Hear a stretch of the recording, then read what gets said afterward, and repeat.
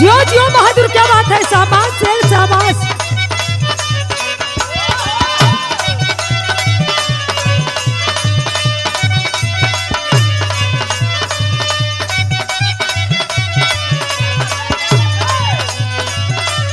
जिया जिया रिंकू मास्टर जिया।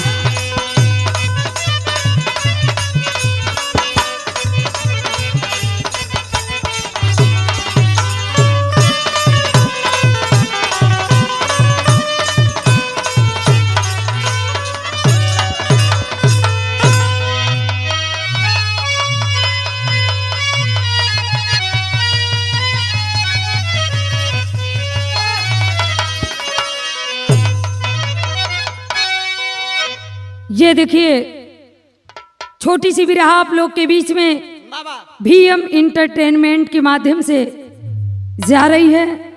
आशा ही नहीं पूरा विश्वास है कि मुझे भी आप लोग अपना प्यार दुलार देंगे। कहना है कैसे, 4 लाइन भूमिका है। नैन का तीर तलवार से है कटर, तीव्रता की न सीमा समा कर कोई, दिल है दरिया ये साहिल कयामत कठिन, आशिकों से न दूजा दिलावर कोई, पाक गर है मोहब्बत तो जन्नत मिले, आत्मा आत्मा से मुलाकात हो। कभी गया लाल यारों खुदा की कसम, सोना सरगम हृदय की सही बात हो।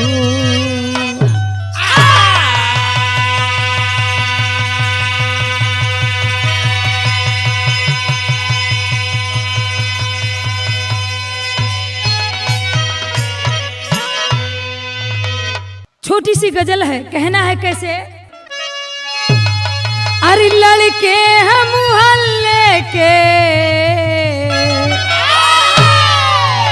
अरे लड़के हैं मोहल्ले के शैतान मेरी लैला, लड़के हैं मोहल्ले के शैतान मेरी लैला, लड़के हैं मोहल्ले के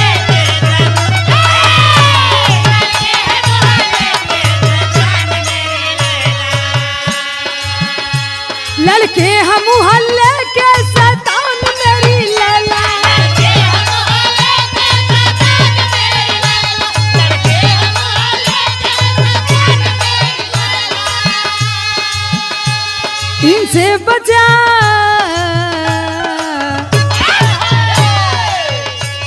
इनसे बचा ले अपनी दुकान मेरी लैला, इनसे बचा ले अपनी दुकान मेरी लैला, इनसे बचा ले अपनी दुकान, लेकिन इस सुंदर कवि जी भाव लिख ले। भाव में कहना कैसे। अरे इंसान ना बली है, अरे इंसान ना बली है, बलवान समैया है,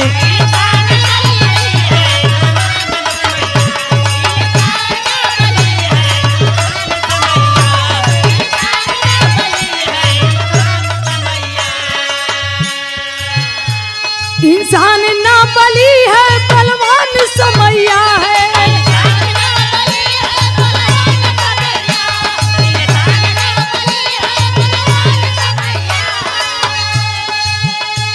प्रकृति जो चाहे,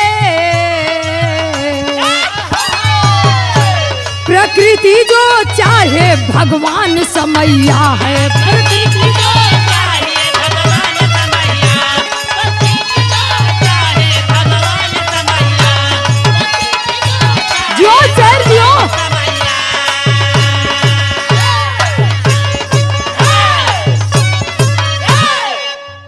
लेकिन यही से कहानी का शुरुआत बा। कैसे।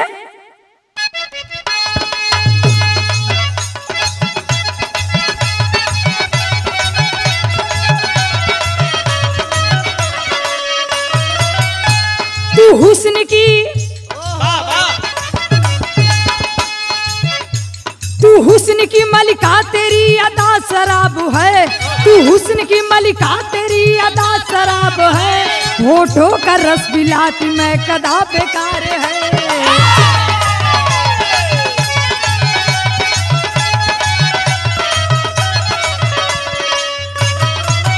कहीं बेसमा बनकर जलाती परवाने को, कहीं बेसमा बनकर जलाती परवाने को, जहर का जाम तूने दे दिया जमाने को।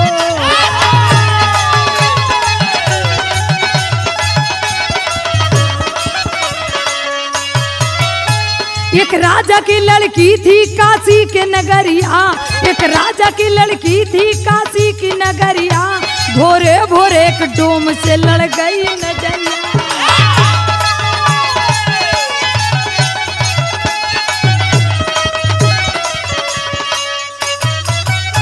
होठों पे तबस्सुम था रुखसार पे पानी, होठों पे तबस्सुम था रुखसार पे पानी, मोहित हुआ है डोम देख सुंदर जवानी। बात के समझ ले जा। यही काशी के नगरी में उग्रसेन राजा का लड़की जेकर नाम रहल रूपमती, जैसे नाम बा वैसे ही भगवान के बनौलहु रहल। रूपमती बड़ी खूबसूरत रहल। एक दिन भोरे भोरे में रूपमती अपने शीश महल के, बाबूजी के शीश महल पे चढ़ के भोरहरी का हवा खाती हो। और वही भोरवे में एक ठे वही काशी नगर का मेस्तर, वही काशी का मेस्तर आयल हो झाड़ू मारे, झाड़ू मारा था रोडे पे। एक दाई हर से मल्ला, एक दाई हर से मल्ला, झाड़ू चरे चरे बोला, एक दाई हर से मल्ला खर रहा, एक दाई हर से मल्ला खर।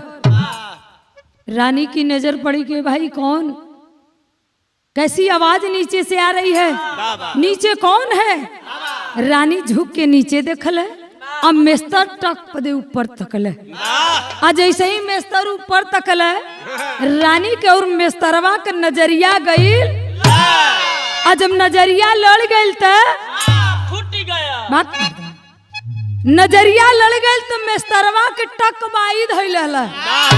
कहा गजब रे गजब, गजब रे गजब, अरे यार गजब का चीज है तो। रानी तो चली गई, लेकिन मेस्तर गजब रे गजब, गजब रे गजब करत क्या चीज है भाई। अपने वही टूटहिया मड़ई में पहुंचल बा। वही मड़ई में जाए के एठे घोंचहिया खटिया पे सूत के, वह भेड़िया हवा चद्दर तान के, और वही में से कहे गजब रे गजब, गजब रे गजब। आ तबले कौनो ओर से मेस्तर आई नहीं गई। कले ए भाई आवत रहलन तो पहले पानी दाना पूछत रहलन, मांगत रहलन हमसे, हमके पूछत रहलन, बुलावत रहलन, खात पियत रहलन, तब जाए के सुतत रहलन। आज का भल है, तबीयत खराब है का। मिस्टराइन करीब पहुंचल तो वही में से गजब रे गजब, गजब रे गजब। आज है भैया मिस्टराइन बड़ी परेशानी, पूछत है कहो का भैया। आज का बतौलन, एक लाइन गीत लगल, वह गीत हो कौनो ससुर और पतोह के बात हो, कौनो ससुर पतोह के बात हो। कौनो लइका परदेश गौना कराए के दुल्हिया के घरे छोड़ के बाबूजी पे, बाबूजी हम जात हई परदेश, एकर देखभाल करिहा, टाइम टाइम से जौन घटल बढ़ल देत रहिहा। कह के दुल्हा परदेश चल जाला। भैल का मास्टर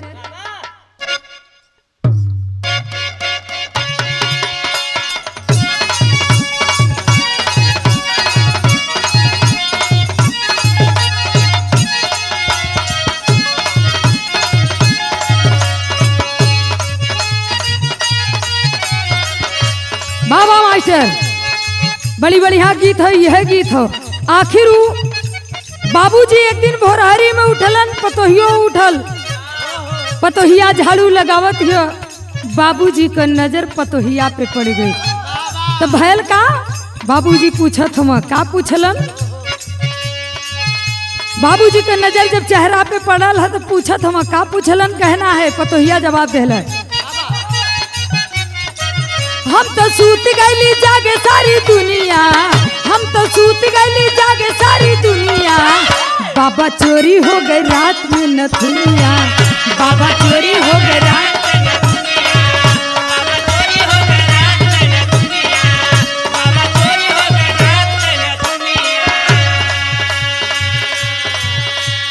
गैल चेताई बलम बेरी बेरी,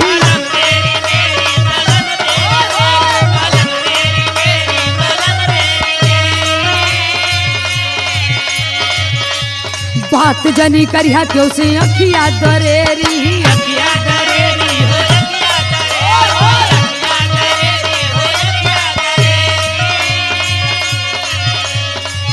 डाका पड़ जाई चढ़ली जवनिया, डाका पड़ जाई चढ़ली जवनिया, बाबा चोरी हो गई रात में नथुनिया,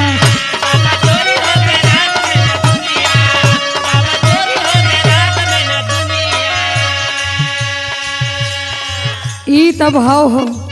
लेकिन बताओ तो मेस्तराइन से मेस्तर की का देखली है, का देखल का बतौल। बड़ा नीक लागे हवा भोर हरिया, बड़ा नीक लागे हवा भोर हरिया, मजा लूटे अली राजा का कुंवरिया, मजा लूटे अली राजा का कुंवरिया, मजा लूटे अली राजा का कुंवरिया, मजा लूटे अली राजा का कुंवरिया। देखले बा डोमवा त उल्टल पुतरिया,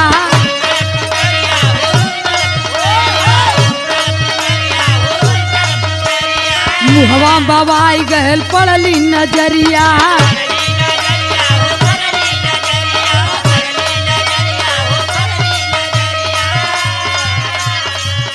आइल घरे सुतल तान के चदरिया, आइल घरे सुतल तान के चदरिया, मजा लूटे अली राजा का कुंवरिया,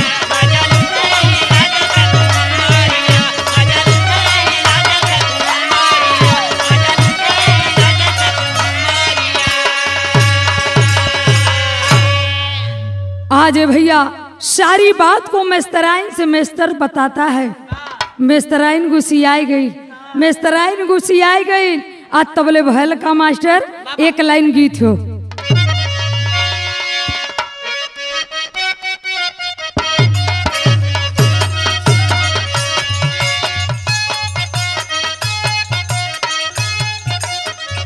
रतिया खटक गई, रतिया खटक गईल खटकिनिया ललके लुगा,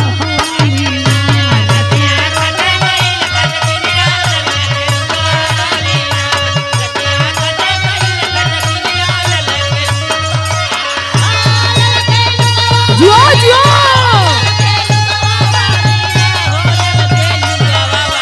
बाबा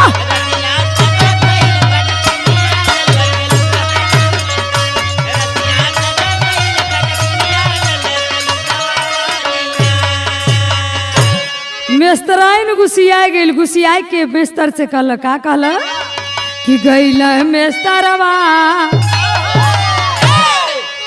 अरे गईल मेस्तरवा पगलाई चीजिया गजब दिखाई ना,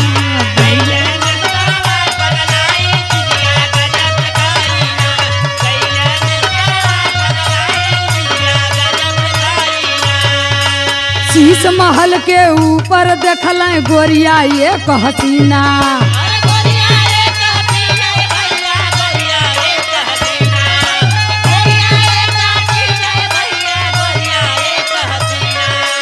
इतना सुनते डोमिन के तब छूटे लगल पसीना, तुम्हारी हमहू के मरवाही चीजिया गजब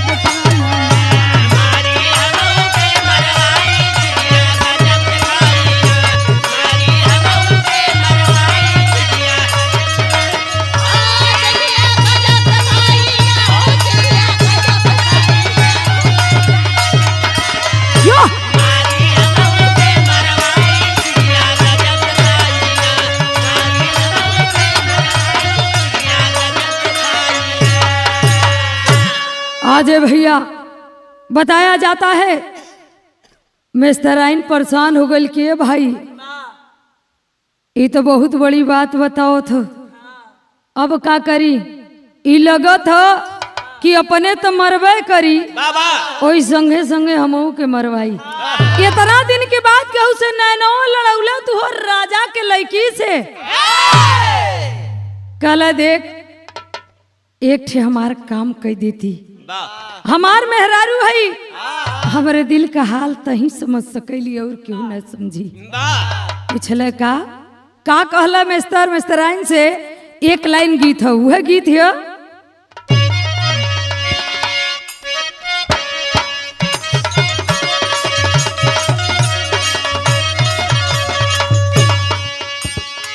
बदनाम हो को जरवा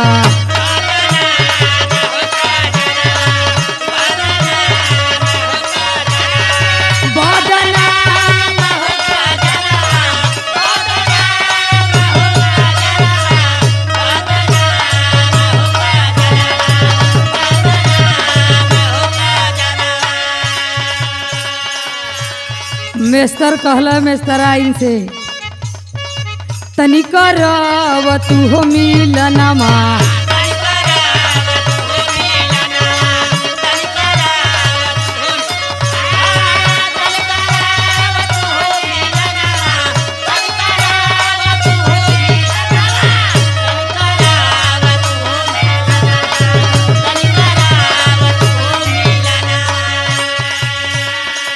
जब ले ना देखा वही चाँद का सूरतिया चल जाई जन्म हमार।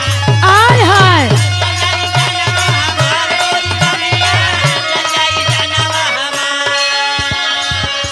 अरे चल के बतियावा तू हमसे मिलावा ना तो मिट जाई से नुरा लीलार हो मिलनवा। कल देख तई हमारे दिल का हाल पूछ सकली। एक बार रानी से हमार मुलाकात करवाई दी थी, फिर हम कुछ ना कहब तो से आय अगर ना करेबी तो हम मर जाए तो तय विधवा हो जाएबी। बोल विधवा रहल ठीक है कि एक दाई मुलाकात करावल। मिस्टर ने सोचत कहला का करी। कल चला अच्छा ठीक है जात हिला रानी से बतियावत हिला, अगर मान जाई है तो ठीक हो। अब मेस्तराइन चलल है और रानी के महल के ओर, और रानी के महल के ओर चलल है तो भैल का मास्टर कहना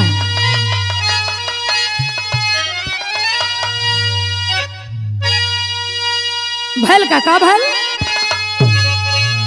अरे सासू मारे तनमा,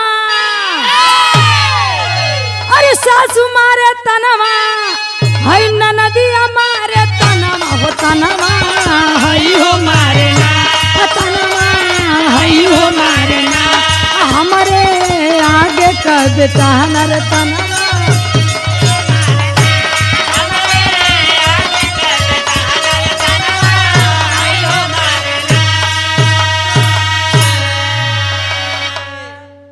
तो गीत के लाइन हो, लेकिन मेस्तराइन जैसे ही रानी के दुआरे ओर चलल है तो भैल का अरे चल के कराई दे तू,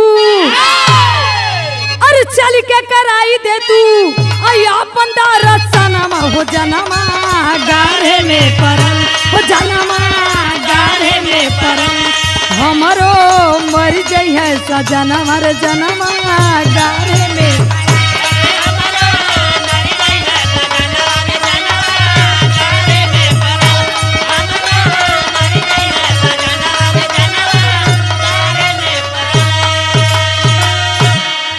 अरे तुहरे जवनिया पे पागल में सरवा तबले रानी हवा में खवली हाथिया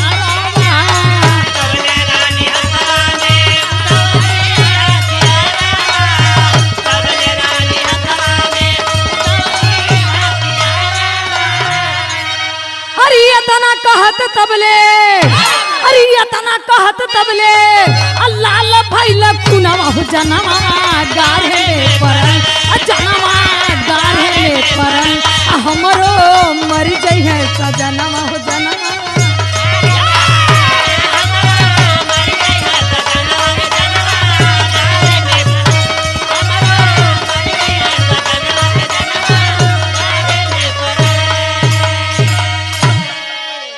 अजय भैया जैसे ही मेस्तराइन शीश महल की ओर चलल है, रानी देखली के भाई लगत है कौनो नीच जात हमारे दुआरे ओर चली आवत है। का बात हो? जैसे ही मेस्तराइन पहुंचल, रानी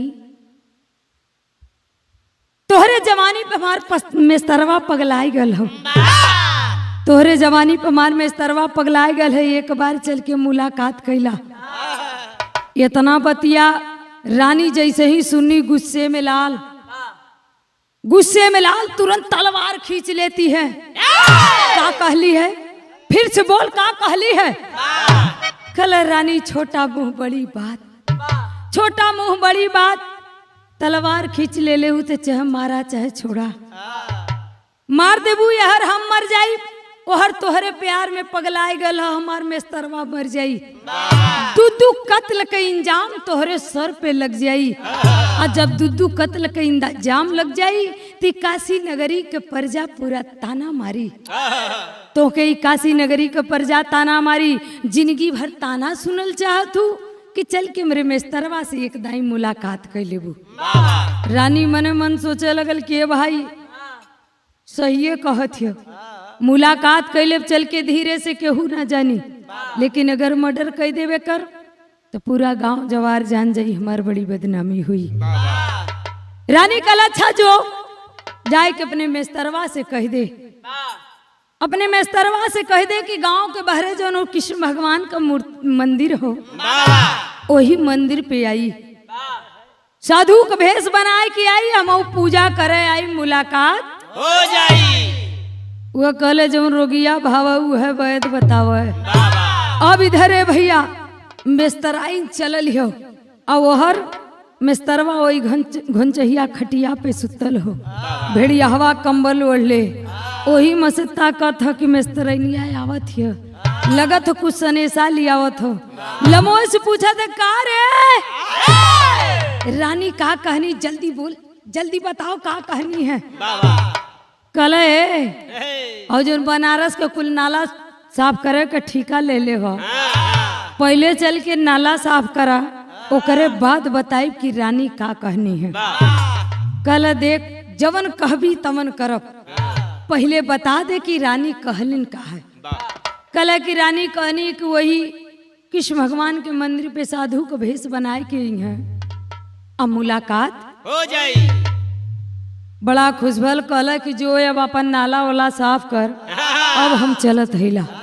यार गेरुआ वस्त्र पहन लिया, आई दू चार टे सियार उयार मरल रहने, उन्हन को हड्डी जुटाए ले, हड्डी जुटाए के और माला बनाए ले, गले में डाल लिया, और गेरुआ वस्त्र पहन के जाए के वही मंदिर में प्रवचन शुरू कैले है। आज जब प्रवचन शुरू कैले है तो भैल का मास्टर टेरी लगल,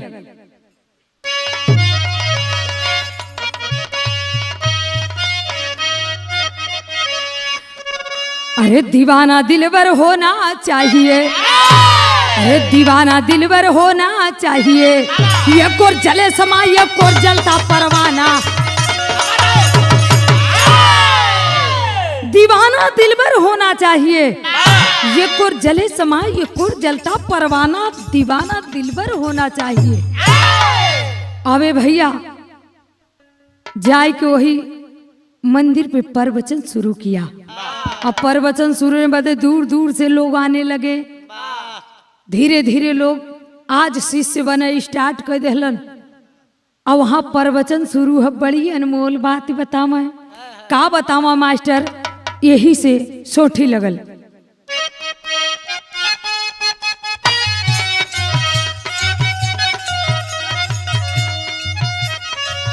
नारी के करनवा भर थारी बानी, गैल जोगी आयर बनी, गैल जोगी आहो, राजपाट दिहलन विसारन होरा, किया हो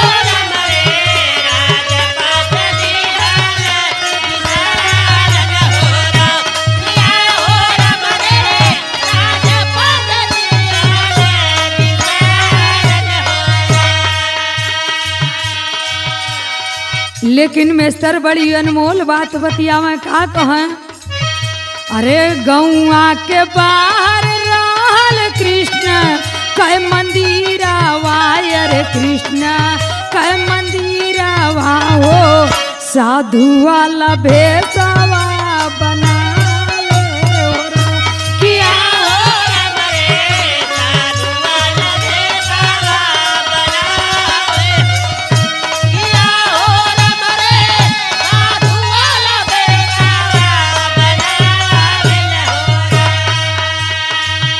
दुआ से काम होई लिहा जन दवाइया, अरे लिहा जन दवाइया हो ज्ञान पर वचन सुनावे हो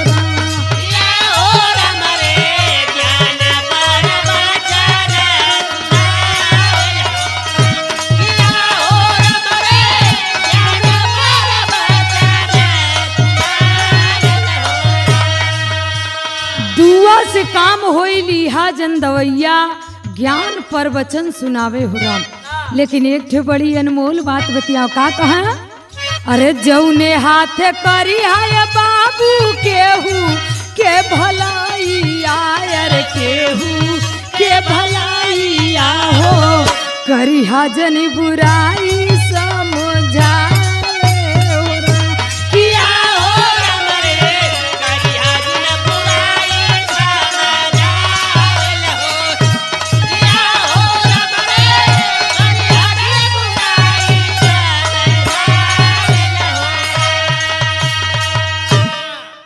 कहा कि जौने हाथे होई बाबू केहू के भलैया, जौने हाथे करिहा बाबू केहू के भलैया करिहा जन बुराई समझावे हो राम। बड़ी अनमोल अनमोल बात करते थे। आज एक दिन बीतल, 2 दिन बीतल, आज तीसर का दिन हो। तीसर के दिन वही शीश महल से 2 गो सिपाही चलल हो बाबा का प्रवचन सुने और सुन करके आ करके उसी महल में बतियावत हुआ।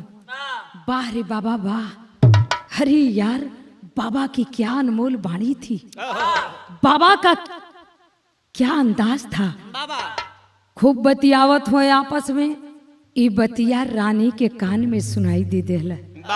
रानी सोच रही कि भाई कौन बाबा आ गेलन, आज ले तो वहां कौनो बाबा ना रहलन, कहीं वो है तो मेस्तरवा तो नाना हो। अरे यार मैं तो उसकी बात है भूल गई।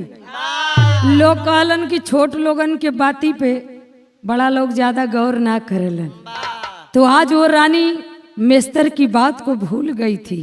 आज चौथ का दिन हो, चौथ का दिन हो। रानी कहला हम तो भुलाई गईली।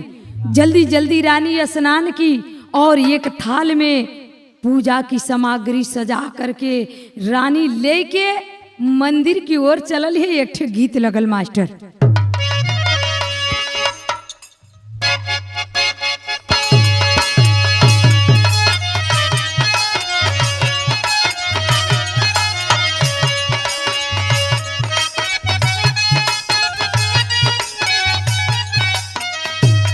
ई देखा कौनो दुल्ही कसैया जी दिल्ली शहर गलन, दुल्ही बड़ा परेशान बा।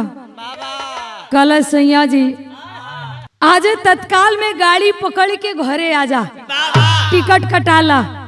एकदम दुल्ही परेशान होके ठे बात कला। कैसे कहला?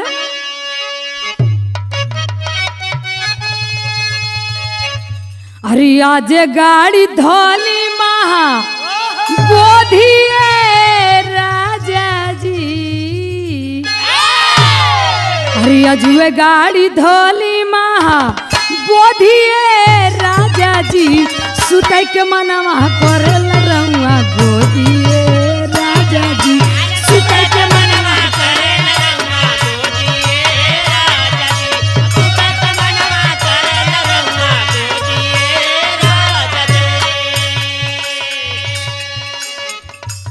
लेकिन भाव में कहना है आज मेस्तराइन और मेस्तर जा करके वहां प्रवचन शुरू कैले हुआ। यह रानी पूजा की सामग्री सजा करके चलल हो। मने मन रानी सोचत हो का सोचत हो?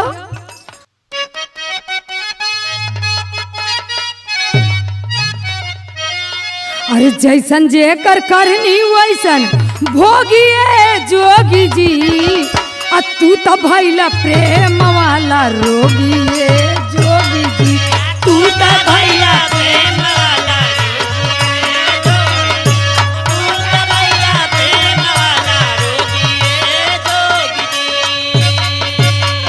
ये तना लगवले होता राम से सनैया,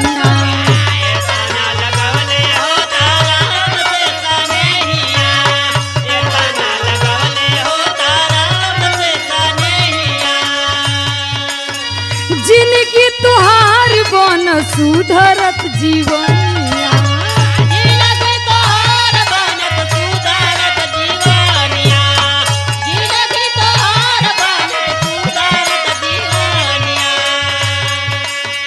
जेकर जैसन करनी वैसन भोगिए जोगी जी, तू तो भैला प्रेम वाला रोगी है जोगी।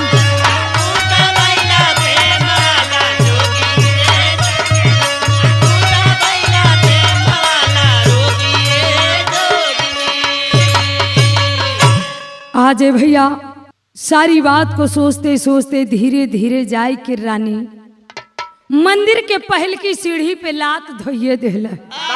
जैसे ही धैले लात मेस्तराइन ताकत है कि भाई उहे तो लगत है, उहे तो है।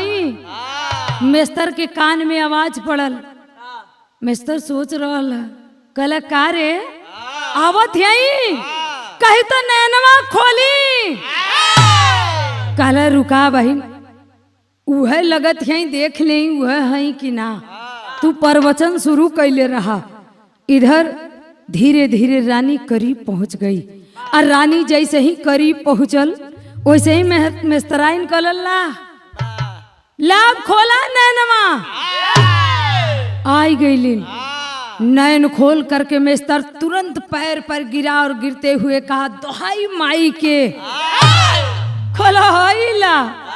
अब यही के प्यार में पगलायल रहल है, अब कहा था कि दोहाई माई के कहो हे ई तोहर माई है तो हम के हैला बड़की माई है। कलन की आज से ये दुनिया में जितनी नारी सब लोग हमार माई और बहन छोड़ कुछ ना कहला, बल्कि मर गए हो तो मुँह फुकौना कहीं जाए के मुँह मार ले हुई, लेकिन ई तो जियते राण कह देहला। एकदम मेस्तराइन परेशान हो गई। वही समय बताया जाता है कि साधु संत के आत्मा में कब प्रभु परमात्मा का वास हो जाए इसे कोई जान नहीं सकता। उस मेस्तर के आत्मा में प्रभु परमात्मा का वास हो चुका था। प्रभु परमात्मा का वास हो गया और गिर के पैर पे दोहाई माई के कहे लगल। आज उस मेस्तर का नाम पड़ा। क्या नाम पड़ा, किस नाम से प्रसिद्ध हुए कहना है क्या? पापट लगल मास्टर।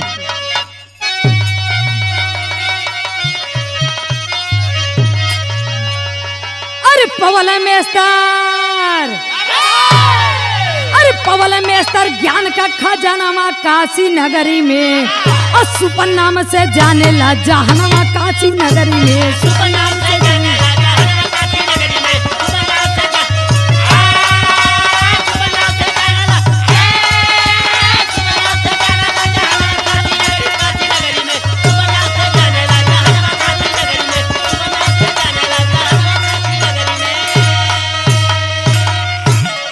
अरे विश्वनाथ मंदिर के बगल में घूरे पे आस्थानमा हो, सच्चा मन था सच्ची बुद्धि सच्चा रहली मनवा हो, अच्छे तैयार अभ्यास का भल मिलनवा काशी नगरी में, संत मंडली गावेला गुणगनवा काशी नगरी में।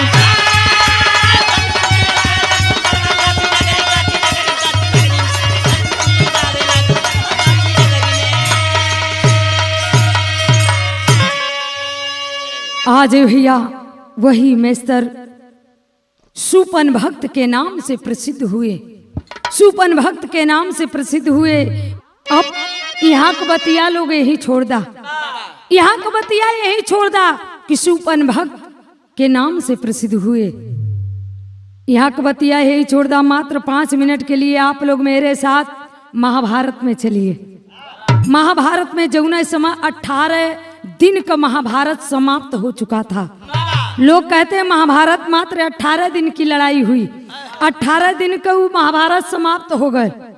समाप्त भइला के बाद 5 पांडव युद्ध जीत करके हस्तिनापुर लौट आए। हस्तिनापुर जब लौट अलन तो 5 पांडव सोचत हुआ मन में कि भाई महाभारत की युद्ध में कितने दोषी तो मारे ही गए, लेकिन उसमें कितने निर्दोषों का भी जान चला गया, और जितने निर्दोष मारे गए हैं उन लोगों का पाप हम लोगों के सर पे चढ़ गया होगा। कुछ ऐसा कार्य कर लिया कि हमने का पाप धुल जाए। कैलन का मास्टर आल्हा लगल।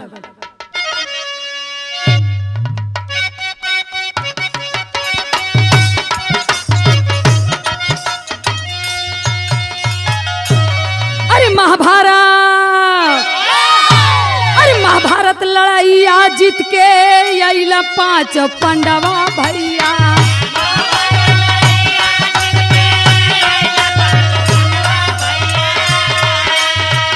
द्वारिका में कृष्ण जी से कहाँ लोग जाए।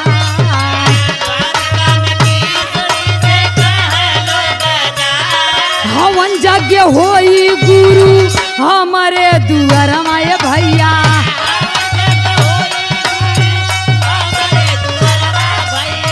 कैसे पूरा होई दे गुरु जी बता।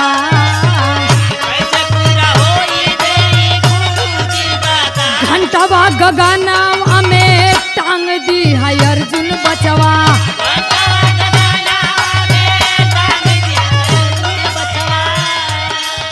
साधु संत खैला से घंटा गनगना।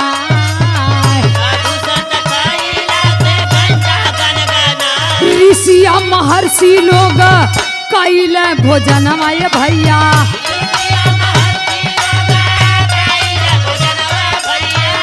तब नाही घंटावा बाजेला सरका।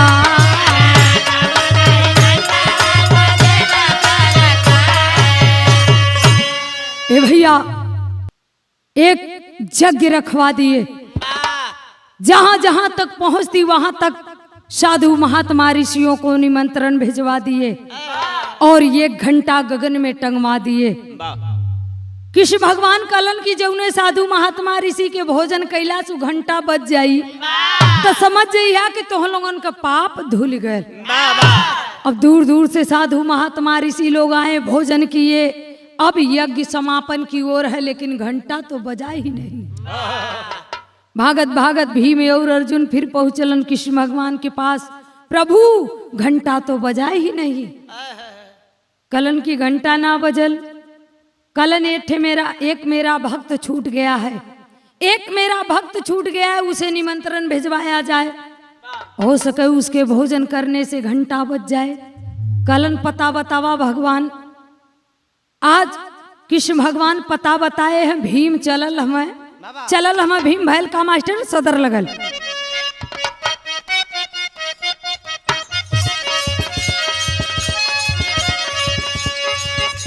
सुपन के लिए आवे तब भीम चली भैले।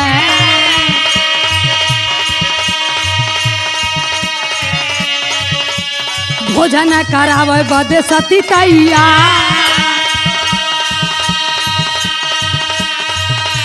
ये कवर 2 कवर 3 कवर खैला। चौथे में घंटावा बजेला गिनगिना।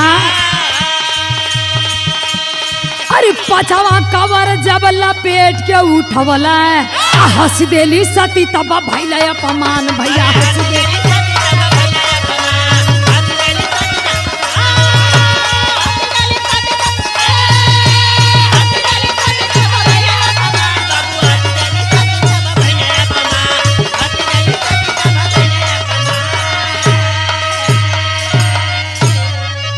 आज भैया बताया जाता है, आज सुपन भक्त को लेने के लिए भीम काशी के नगरी चलल हुए।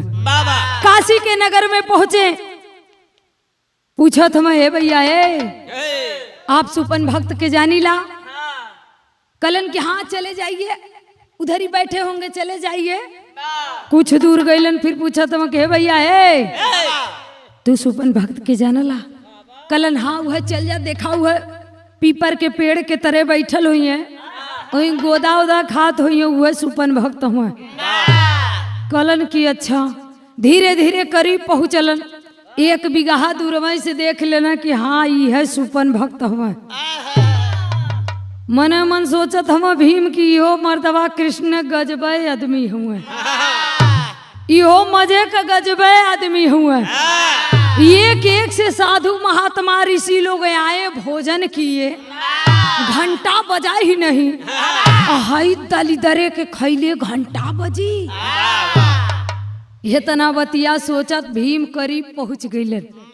बताया जाता है कि सुपन भक्त किसी के भी अंतरात्मा की बात को जान लिया करते थे कि आप अपने मन में क्या सोच रहे हैं। इतना बतिया सोचत सोचत भीम करीब पहुंचलन। सुपन भक्त सोच लेना कि ये मेरा अपमान कर रहा है, भीम मेरा अपमान कर रहा है। जाए कि पहुंचलन, कलन हे बाबा तो ही सुपन भक्त हवा? कलन हाँ बेटा मैं ही सुपन भक्त हूँ। कलन चला हस्तिनापुर में तो के खैला का निमंत्रण हो, मतलब निमंत्रण देने का अंदाज भी बहुत अच्छा था कि चला तो के हस्तिनापुर में खैला का निमंत्रण हो। कलन ठीक है बेटा, थोड़ा स्नान कर लूं और मेरी कुटिया में एक सुमिरनी टांगी हुई है, तब तक तुम लेते आओ। इधर बाबा स्नान करे लगना। भीम पहुंचल हम कुटिया में, और कुटिया में पहुंचलन। कलन वही एक खूंटी हो, वही खुटिया पे हमार सुमिरनी टांगल हो। कलन वह सुमिरनिया लेते आवा। अब भीम भीतर पहुंचल हो, गईलन देखलन के खूंटी पे सुमिरनी टांगी हुई है। 108 मोती का जो रुद्राक्ष होता है उसी को लोग सुमिरनी कहते हैं। आज वह सुमिरनिया जाए के उठावत हो भीम, लेकिन सुमिरनी उठती ना हो। भीम कई अंदाज लगा भैया उठाओ बदे, लेकिन उठते ना हो। सोचत हम अरे साला हमरे 10,000 हाथी का बल, आई ससुरी अठे सुमिरनी ना उठत हो। मन तो कहत है गदवा लगाए के खुटिया में एकदम चाड़ चूड़ के उपार ले जरिए से खुटिया सहित। अब भीम गदा लगाए को के चाड़त हम तब्बो ना सुमिरनी टसमस भइल। धीरे से बहरे अइलन। बाबा पूछलन मिली सुमिरनी? खलन की बाबा अंदर कहीं सुमिरनी है ना, खोज नौली पैबे ना कैली हम। बाबा कलन कुल करम तो कई भैला। कलन का बाबा कुछ कहला है? कलन नहीं बेटा कुछ ना कली, मैं ही कहीं भूल गया हूँ, लग रहा जाके देख ले रहा हूँ। बाबा कुटिया के अंदर पहुँचलन, पीछे पीछे भीम भी जात हम, देखी कैसे उठावलन। गईलन बाबा धीरे से कानी उंगली से उठाए, गले में डाल लिए, डाल के आगे आगे चल देलन। मन मन सोचत हम लगत है करियवा में दम हो। अब हस्तिनापुर पहुंचे, वहां 16 प्रकार का व्यंजन बना करके द्रौपदी इंतजार कर रही है। बाबा आएंगे, भोजन करेंगे, मेरे 5 पतियों का पाप धुल जाएगा। 16 प्रकार का व्यंजन बना करके थाल में सजा करके चटाई बिटाई लगा करके द्रौपदी इंतजार करत हो। तब तक हुआ क्या मास्टर, खड़ी लगल।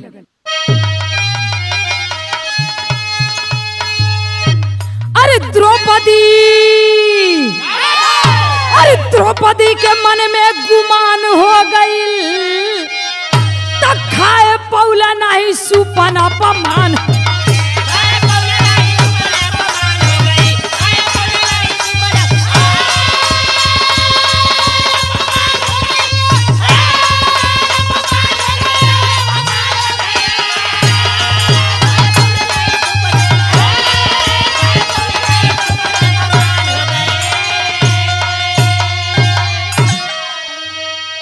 आज बताया जाता है बाबा गए पहुंचे, जैसे ही बाबा हस्तिनापुर पहुंचे चटाई लगा दी गई, बाबा चटाई पर बैठ गए। 16 प्रकार का व्यंजन थाल में सजा करके द्रौपदी लाई आगे रख दी। बाबा भोजन को ग्रहण कीजिए। अब बाबा जब वही भोजन करे जाते हो, बताया जाता है कि सारा भोजन बाबा से बात करता था। दलिया कहे प्रभु सबसे पहले अगर आप मुझे चख लेते तो मेरी किस्मत ही खुल जाती। भतवा कहे नहीं प्रभु नहीं, सबसे पहले आप मुझे चख लीजिए। रोटिया कहे नहीं प्रभु नहीं, मुझ पे रहम करिए, सबसे पहले आप मुझको चख लीजिए। मतलब दाल भात अचार मरचा मुरई जितनी कुल रहल भोजन सब कुछ बाबा से बात करता था कि सबसे पहले आप मुझे चख लीजिए। बाबा सोचत हम के खाई आ केकर अपमान करी, ले सबके यक्का में मिला ले। बाबा कुल कटोरी का हाली हाली वही में पलट लेहलन। अब पलट के बाबा वही थरिया में हाली हाली सान के एकदम खिचड़ी बना देलन। अब बनाए के बाबा जो वही एक कवर खैलन, 2 कवर खैलन, तीसरे में घंटवा गनगनायल कस के तब तक गनगनाए के बंद हो गल। काहे बंद हो गल? बगलिया में बैठल द्रौपदी हंस देला। कल वो सही कहले कि नीच जात के खैले का सहूर न भयल। सही कहले कि नीच जात के खैले का सहूर न भयल। एके हम 16 प्रकार का व्यंजन बनाए कि अलग अलग धैली कि बाबा अगर बारी बारी से टेस्ट करिए तो मेरी तारीफ करेंगे। लेकिन बाहर बाबा तो एकदम खिचड़ी बनाए देलन। इतना बतिया कही के द्रौपदी हंस दी। तब तक बाबा के अंतरात्मा तक आवाज पहुंच गई। बाबा का अपमान हो गया। बाबा सोच ले द्रौपदी बैठकर मेरा अपमान कर रही है। अब घंटा गनगनाए के बंद हो गल, बजबे न कर। बाबा हाथे में पोत पात के एकदम वैसा बैठल, हम घंटा बजा ही नहीं। फिर भागल गईलन भीम। प्रभु घंटवा तो गनगनाए के बंद हो गल, बजबे न कल। कृष्ण भगवान कहलन कि जरूर तुम लोग कोई गलती किए हो, चलो अब मैं चलता हूं। अब जैसे ही द्वारिका से कृष्ण भगवान हस्तिनापुर पहुंचलन, बाबा हाथे में पोत के एकदम वही में बैठल, हम चुपचाप। कृष्ण भगवान पहुंचे और कहने लगे कि भक्त भोजन ग्रहण करो। कल नहीं प्रभु मैं भोजन नहीं ग्रहण करूंगा। पूछ रहे भोजन का स्वाद कैसा है? खलन प्रभु मैं नीच जात क्या बताऊंगा कि भोजन का स्वाद कैसा है। आप खुद ही चख करके देख लीजिए कि भोजन का स्वाद कैसा है। कृष्ण भगवान बताया जाता है, प्रमाण मिलता है, कृष्ण भगवान स्वयं सुपन भक्त के हाथ को पकड़े और उनके हाथ में जो जूठा लगा था उसी जूठे को अंगूठे को अपने मुंह में डाल करके चाट लिए और चाट करके कहने लगे कि सच में भक्त भोजन का स्वाद तो लाजवाब है, भोजन करिए। कल नहीं प्रभु मैं ये अब भोजन नहीं कर सकता। आज इधर सुपन भक्त भोजन नहीं किए। बताया जाता है आज फिर गईलन कृष्ण भगवान 5-6 जने से कहलन कि जाए के बाबा के पैर पे गिर के गलती का क्षमा मांगा, नहीं तो आप लोगों का पाप कभी नहीं धुला जाएगा। आज 5-6 जने चलल हम का भल। अरे बगले में खड़ा होके हंसल कन्हाई, द्रौपदी से गलती कौनो हो गई भाई। अरे क्षमा मांगे पांडव, अरे क्षमा मांगे पांडव, तब ज्ञान हो गई, तब खाए पौला नहीं सुपन अपमान हो।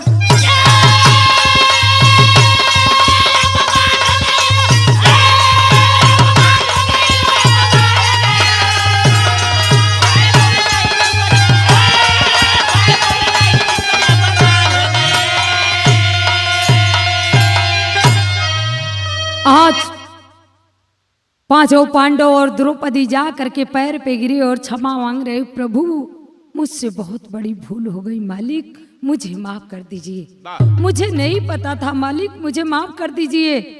आज बताया जाता है कि क्षमा कैलन। क्षमा कैला के बाद आज कृष्ण भगवान की बात को सुनने के बाद अर्जुन जी अपने हाथों से स्वयं जाकर के भोजन बनाए। जाय के हरा पे एक ठे हंडिया में कच्चा बर्तन में बताया जाता है कि दाल चावल बाटी और चोखा बना के एक पत्तल में सजा करके लाए। प्रभु भोजन को ग्रहण करिए, बहुत बड़ी भूल हो गई और माफ करिए हम लोगों को, हम लोगों का उद्धार करिए। आज बताया जाता है कि वो जो भोजन बना था अर्जुन जी के हाथों का भोजन, वही सुपन भक्त भोजन को ग्रहण किए। भोजन को ग्रहण करने के बाद घंटवा 5 बार बजल। और जब घंटवा 5 बार बजल तो बताया जाता है घंटा बजने के बाद पाप धुल गया, 5 पांडवों का पाप धुल गया। कहानी यही से लास्ट लाइन में कहना है। गुरुदिल मोहम्मद राम सेवक सिंह राम दयाल विख्याता, अरे कथन किए कभी राम लक्षण जगलू यादव से नाता हो।